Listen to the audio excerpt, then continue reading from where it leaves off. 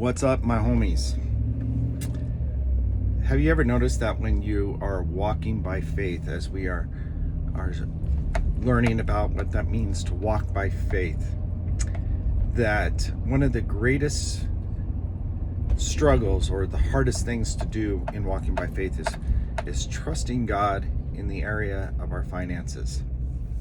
I find it very interesting in the Old Testament that when God delivered the Israelites out of oppression, out of slavery, when they left Egypt, the Egyptians gave them all kinds of possessions: gold, silver, rings, jewelry, all kinds of stuff.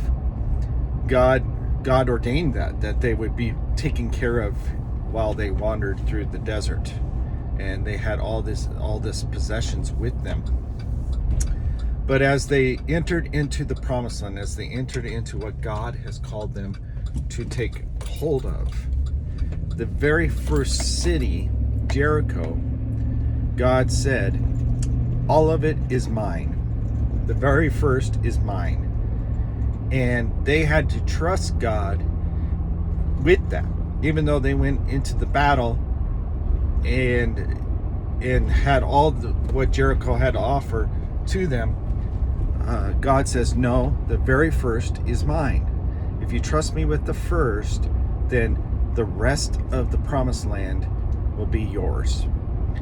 And I think about that with our lives in the situation of living by faith in the area of money.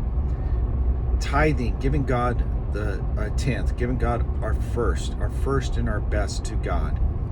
Not knowing where the rest of the money's going to come in, if the rest of the money's going to come in. Not knowing if there's going to be a surprise in the middle of the month, like a car broken down or an unexpected emergency or something like that. Not knowing any of that, you still give God the first. You still give God the first, trusting Him with the rest. And, as we are walking into this capital campaign of giving above our tithe towards paying down the debt, and I get it that paying down a mortgage debt is not glamorous. It's not like giving to water wells in Africa. It's not like giving to some Children International and thing. Not that those aren't important. They are important. And paying down the debt of a mortgage is just not as glamorous. But it's still something God's called us to do, is to be debt free. And so to give even above our tithe, trusting God even above the 10%, man, that's a challenge, isn't it? I mean, that's truly living by faith. But if we do that, man, I just see God honoring that. I see God saying, okay, the rest of the promised land is yours. I'm going to provide supernaturally. I'm going to do some incredible things if you trust me in these areas. And so, man, if you're not a giver right now, if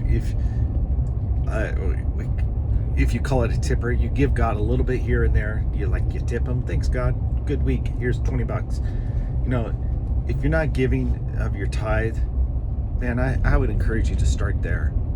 Start at the tithe and trust God with the tithe. Give Him 10% of your income and see what He does. And if you're already a giver of your tithe, trust God more.